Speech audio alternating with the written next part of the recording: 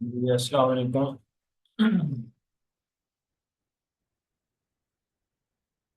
चलें, आज का हमारा टॉपिक है, नेक्स्ट है हमारे। अब वेरिएबल्स एंड डेटा टाइप्स हो गए थे, उसके बाद ऑपरेशन एंड एक्सप्रेशंस हो गई थी, देन ऑपरेटर प्रेसिडेंट्स हो गए थे।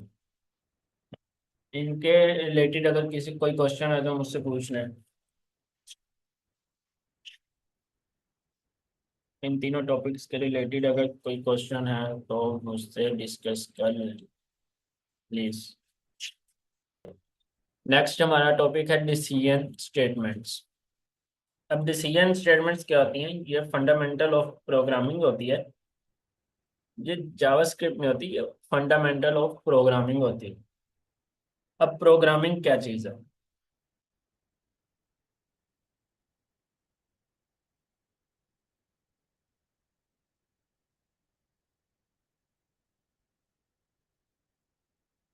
प्रोग्रामिंग ऐसा प्रोसेस होता है जो सेट ऑफ इंस्ट्रक्शंस क्रिएट करती हैं, या computer can follow to perform specific task.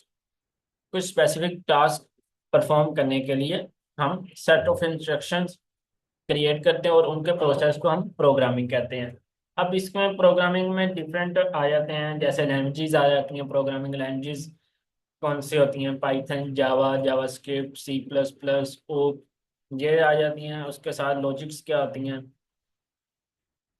Problem solving कैसे करना है, वो लॉजिक्स आ जाती हैं। देन डेवलपमेंट आ जाता है, उसका कोड हमने कैसे करना है, उसकी टेस्टिंग कैसे करनी है प्रोग्राम के, और उसमें एरर कैसे फाइंड करने हैं। देन हम एक ऐसा सॉफ्टवेयर बिल्ड करते हैं, सॉफ्टवेयर एप्लीकेशंस बिल्ड करते हैं प्रोग्रामिंग के थ्रू। हम गेम डेवलपमेंट करते हैं, वेबसाइट्स डेवलप करते हैं, वो एप्लीकेशन प्रोग्रामिंग आ जाती है। And at the last collaboration programming आ जाती है, जो टीम वर्क होते हैं हमारे सिस्टम को मैनेज और कंट्रोल करने के लिए हम प्रोग्रामिंग यूज करते हैं।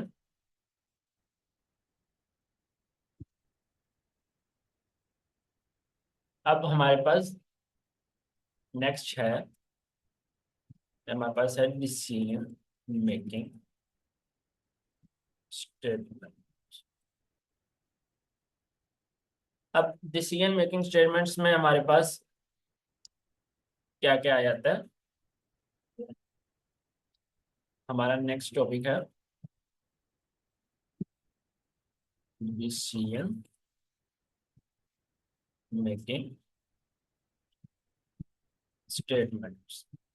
अब इसमें हमारे पास थ्री टाइप्स आ जाती हैं, थ्री स्टेटमेंट्स आ जाती है। Number one, if statement. Number two, if else statement. ये स्टेटमेंट्स होती हैं। And number three, if else if statements. If else if statement. ये थ्री हमारे पास स्टेटमेंट्स आ जाती हैं डिसीजन मेकिंग स्टेटमेंट्स में। इनको कमेंट पास कर देते हैं। अब इफ स्टेटमेंट क्या होती है? मैं उसका आपको सिंटेक्स दिखाता हूँ।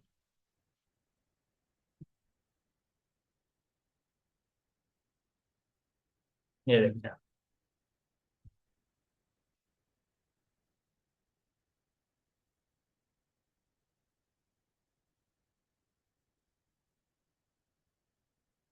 ये अब हमारे पास एक इफ स्टेटमेंट है, उसका फ्लो चार्ट है इफ स्टेटमेंट का। अब हमारे पास एक कंडीशन आई है, अगर वो ट्रू होगी देन वो बॉडी के पार्ट में स्टेटमेंट मूव कर जाएगी। अगर वो कंडीशन हमारे पास ट्रू नहीं होगी देन वो एंड पे चल जाएगी। इसी के साथ नंबर फोर हमारे पास होती है स्विच स्टेटमेंट।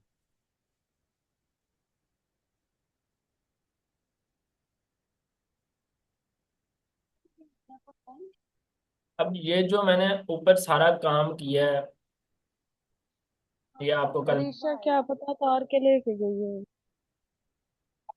ये आप ऊपर जितना भी काम किया है मैंने,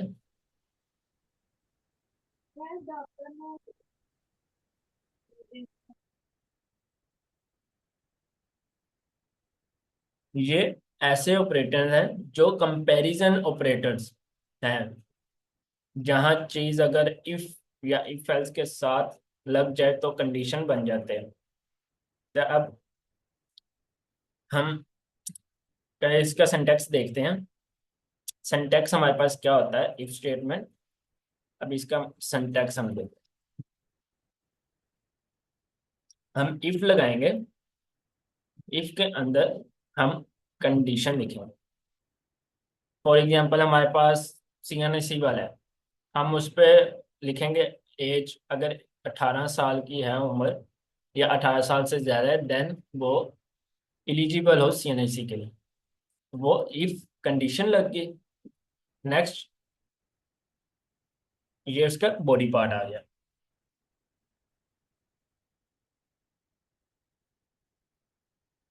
अब हम बॉडी के पार्ट के अंदर कुछ भी लिख सकते हैं, राइट करें, रिलेशनल या लॉजिकल ऑपरेटर्स का हम यूज कर सकते हैं। अब हम इसमें चेक कर लेते हैं।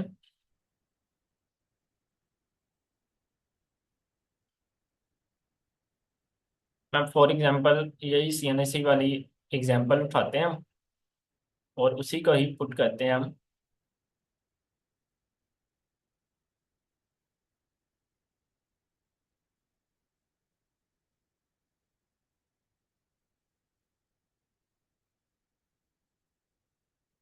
ये तो हो गया सिंटैक्स। अब इस सिंटैक्स की आपको समझ लग गई है। ये जो फ्लो चार्ट है, ये इफ स्टेटमेंट है। अगर हम जो कंडीशन राइट करें, अगर वो ट्रू होगी तो देन वो बॉडी के पार्ट में मूव कर जाएगा। अगर वो कंडीशन फॉल्स होगी, मीन्स के एज लेस देन 18 हम पुट करेंगे, देन वो फॉल्स होगी और एंड हो जाएगा। वो प्रोग्राम एंड कर देगा कंपाइलर हमारा।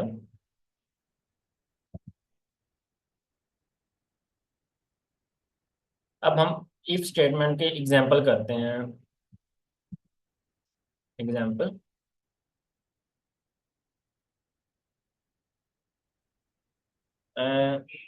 एक वेरिएबल लेते हैं हम,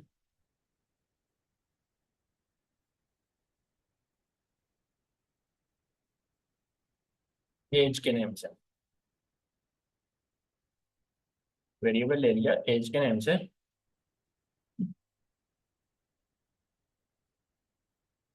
इसमें हमने कह दिया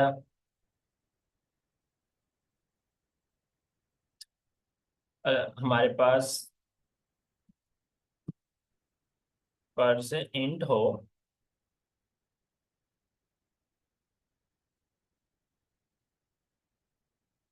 फ्रॉम, हम यूजर से एज इनपुट करवाएं। Enter your age, user age in करे।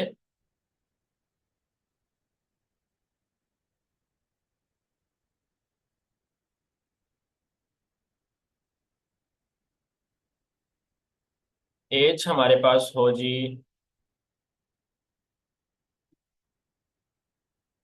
=18। ये हमारे पास कंडीशन आ गई। अगर एज 18 हो तो हमारे पास इस तरह अलर्ट का एक मैसेज आ जाए, जिसके अंदर लिखा हो यू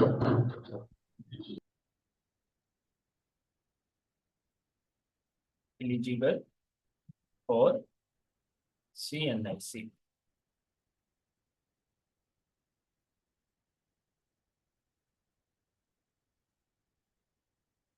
और साथ ही एक और अलर्ट आ जाए हमारे पास,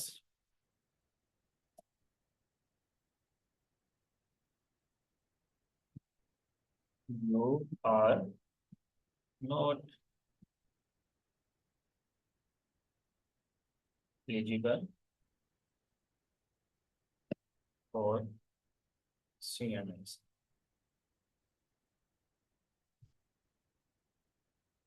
सेव किया जैसे ही हम, अब ये देखें, हमने जैसे ही अपना ब्राउजर रन करवाया तो हमारे पास ये पॉपअप आ गया। अलर्ट यूज हम करते हैं इस पॉपअप मैसेज के लिए।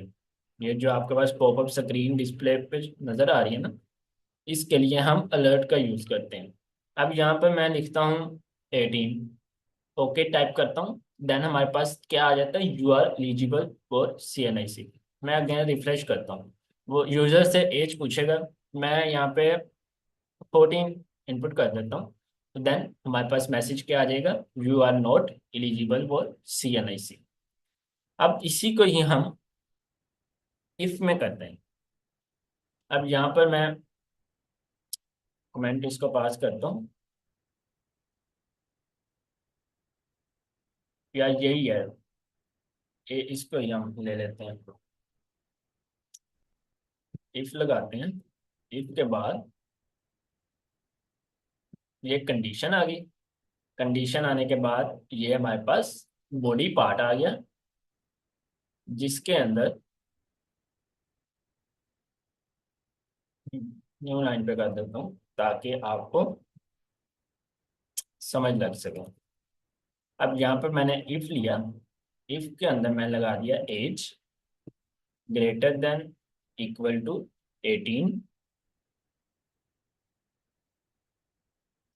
देन हमारे पास अलर्ट शो हो,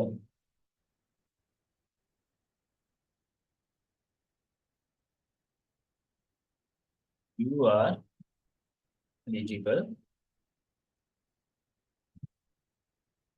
फॉर CNIC।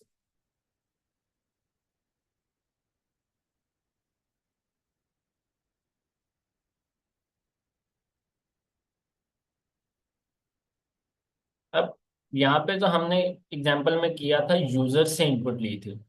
अब ये हम अगेन यूजर से भी ले सकते हैं हम, अदरवाइज हम खुद भी वेरिएबल्स यहाँ पे पास करा सकते हैं। लाइक मैं यहाँ पे लिख लेता हूँ var age is equal to 18।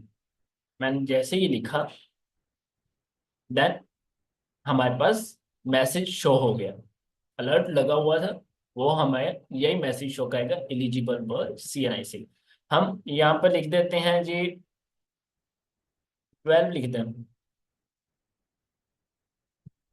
Save करते हैं, रिफ्रेश करते हैं, तो हमारे पास कोई मैसेज शो नहीं होगा, एम्प्टी। क्योंकि हमने सिर्फ और सिर्फ इफ लगाया था, अगर एज 18 से बराबर हो या 18 से ज्यादा हो तो हमारे पास ये अलर्ट का मैसेज शो हो। अब यहाँ पे हम दोबारा फिर इफ लगा सकते हैं, इफ लगाया, इफ लगा के देन एज लिखा, एज लेस देन 18 हो, अगर 18 से लेस हो, देन हमारे पास ये जो अलर्ट है, इसको कॉपी किया, यहाँ पे पेस्ट किया, और यहाँ पे you are not eligible for CNIC save किया, अपने ब्राउजर पे गए, रिफ्रेश किया, देन हमारे पास you are not eligible for CNIC। क्यों? हमने एज 12 पुट की हुई है। इस तरह भी आप कर सकते हैं।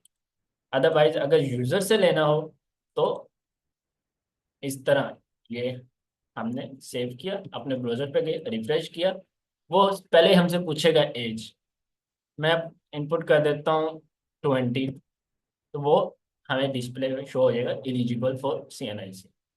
मैं अगेन रिफ्रेश करता हूँ, मैं कह देता हूँ 14, तो वो नॉट एलिजिबल। ये था हमारे पास इफ स्टेटमेंट। अब हमारे पास 100 लाइन्स हो, 100 कंडीशंस हो, क्योंकि अब नादा हमारे पास 100 का आया, 100 कैंडिडेट्स आ गए हैं, उनका CNIC हमने बनाना है। तो क्या हम 100 टाइम्स इफ लिखेंगे? ये तो बहुत ज़्यादा लेंथी हो जाएगा। तो उसके लिए हम इफ एल्स का यूज करते हैं।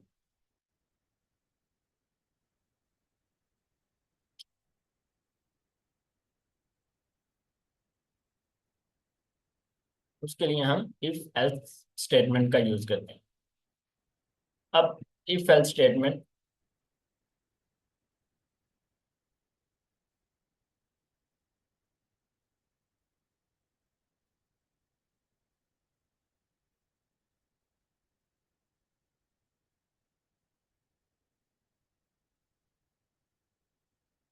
ये वाली इमेज लें।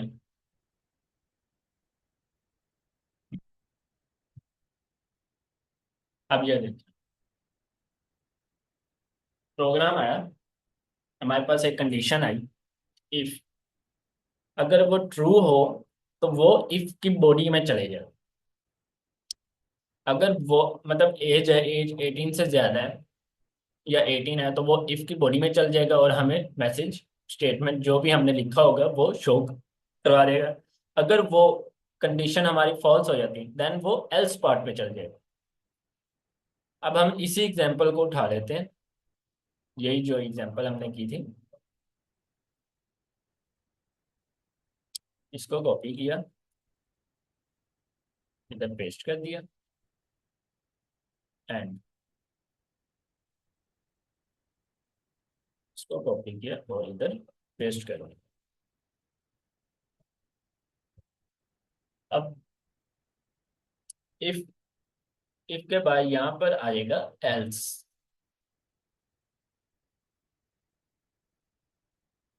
एल्स पार्ट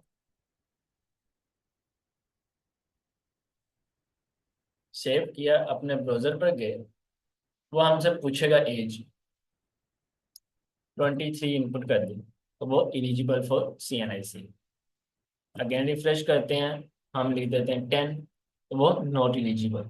ये क्या हुआ, कम आया, कंपाइलर आया, हमने जो एज इनपुट की, 18 एज इनपुट की, उसने ये कंडीशन देखी, रीड की कि 18 है, 18 से ज्यादा है, तो वो इस पार्ट में आ गया और हमें अलर्ट में ये मैसेज शो करवा दी। अब मैंने एज इनपुट कर दी 10, तो वो इधर देखा ये कंडीशन होगी फॉल्स, देन वो इस पार्ट बॉडी के अंदर नहीं गया, वो एल्स पार्ट में आ गया और एल्स में उसने अलर्ट का मैसेज जो था वो शो करवा दिया।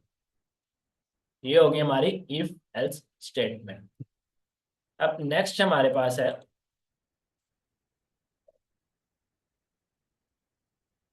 If else if statement.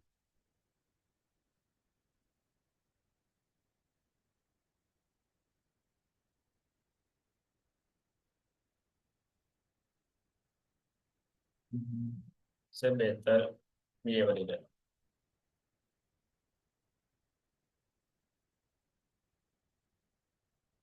ये देखते हैं, कंडीशन आई हमारे पास, वो ट्रू हुई, देन वो एग्जीक्यूट कोड हो गया इफ ब्लॉक में, इफ पार्ट में चला गया। अगर कंडीशन फॉल्स होती है तो वो एल्स इफ, एक और एल्स इफ लगा होगा, उसके पार्ट में चल जाएगा। वो भी अगर गलत हो जाती है वो ये डायरेक्ट एल्स पार्ट में आ जाएगा। तो ये था flow chart if else if का। अब हम इफ एल्स इफ, उसमें भी हम,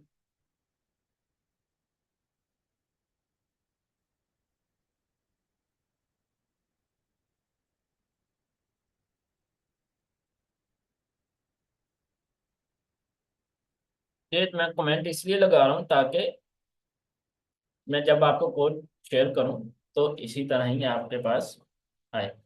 अब हमारे पास इफ एल्स इफ स्टेटमेंट है, हमारे पास मल्टीपल स्टेटमेंट्स है। लाइक अब हमारे पास एग्जांपल ले लेते हैं वीक्स वाले, मंडे ट्यूसडे फ्राइडे सैटरडे, तो हमारे पास 7 डेज होते हैं।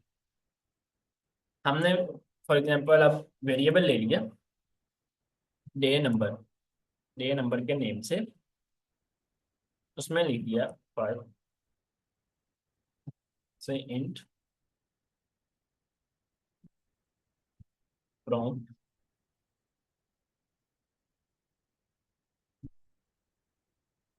Inter your day number, enter your day number if, हम इफ एल्स इफ करने लगे। If day number 1, day number is equal to 1, अगर 1 के इक्वल हो देन हमारे पास अलर्ट हो जाए, ये अलर्ट में शो हो जाए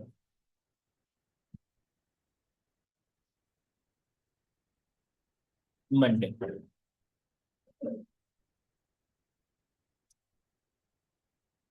देन हमारे पास नेक्स्ट आ गया else. Else if condition day number is equal to 2। अगर 2 के इक्वल हो तो अलर्ट में हमारे पास मैसेज शो हो जाए ट्यूसडे।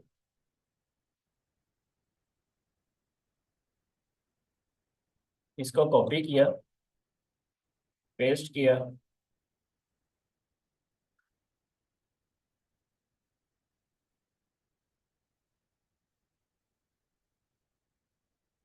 1 2 3। 3 क्या आ गया हमारे पास, Wednesday.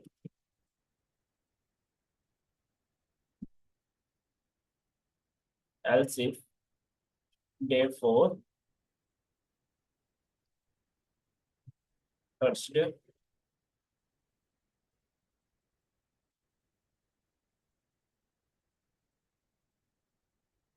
Day 5 Friday. Day 6 Saturday.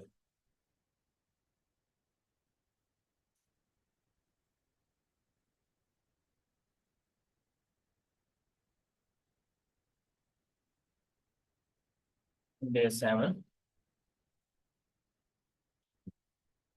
Sunday. ये हो गया हमारे इफ एल्स इफ स्टेटमेंट।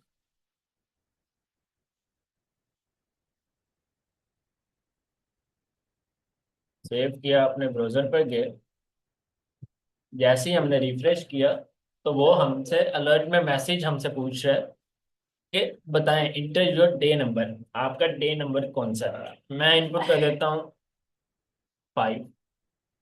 तो हमारे पास क्या अलर्ट में मैसेज डिस्प्ले आप पे आगे शो हो गया, फ्राइडे। अब मैं रिफ्रेश करता हूँ तो मैं कह देता हूँ 7 डेज होती है, मैं 8 लिख देता हूँ। तो हमारे पास कोई मैसेज शो नहीं हुआ क्योंकि 8 है ही नहीं। सो उसके लिए फिर हम एल्स एल्स करेंगे। एल्स में हम लिखेंगे अलर्ट हमारे पास आए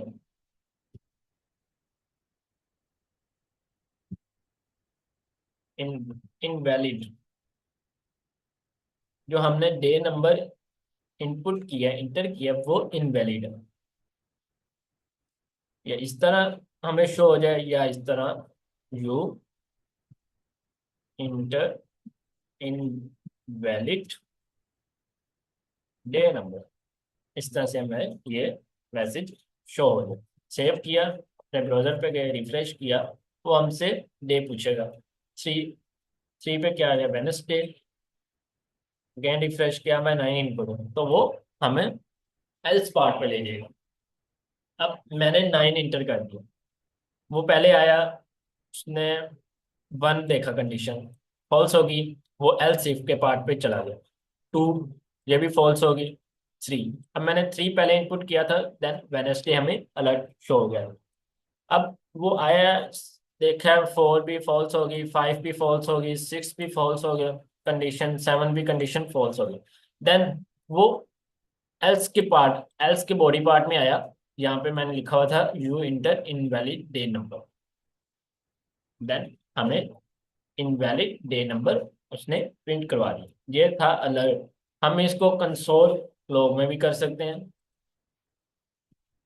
अगर मैं इसको कंसोल डॉट लॉग में करता हूँ, सेव करता हूँ, मैं रिफ्रेश करता हूँ, मैं 9 इन करता हूँ, तो हमारे पास कोई डिस्प्ले यहाँ पर नहीं होगा। हम इंस्पेक्ट पे जाएंगे अपने कंसोल, तो यहाँ पर वो, अब कंसोल डॉट लॉग वो हम इसलिए यूज करते हैं कि हम कंसोल के अंदर जाकर उसको, मतलब वो ब्राउजर पर शो ना हो लेकिन जावास्क्रिप्ट की फाइल में वर्क कर रहा हो, तो वो इस तरह ये कंसोल में हमें शो करवा देगा। कंसोल डिस्प्ले करवाने के लिए हम जावास्क्रिप्ट में इसलिए यूज करते हैं। लेकिन अलर्ट अलर्ट हम इसलिए यूज करते हैं कि वो पॉपअप मैसेज डिस्प्ले ब्राउजर के ऊपर स्क्रीन पे हमें शो हो। तो ये अलर्ट और कंसोल डॉट लॉग में डिफरेंस था। ये था हमारा आज का थोड़ा एक टॉपिक, डिसीजन मेकिंग स्टेटमेंट। इसके रिलेटेड अगर किसी का कोई क्वेश्चन है तो मुझसे पूछ लें। बाद अब हमारे पास लूप्स आ जाते हैं, लूप्स के बाद अरेज आ जाती हैं, फिर फंक्शन। तो अब हम ऐसा क्या करेंगे, डेली के तीन टॉपिक्स कवर किया करेंगे। अब हम कल लूप्स और बल्कि लूप्स ही कर लेंगे, ऐसे कंफ्यूज हो जाएंगे। तो हम एक ही टॉपिक डेली का कर लिया करेंगे, ओके।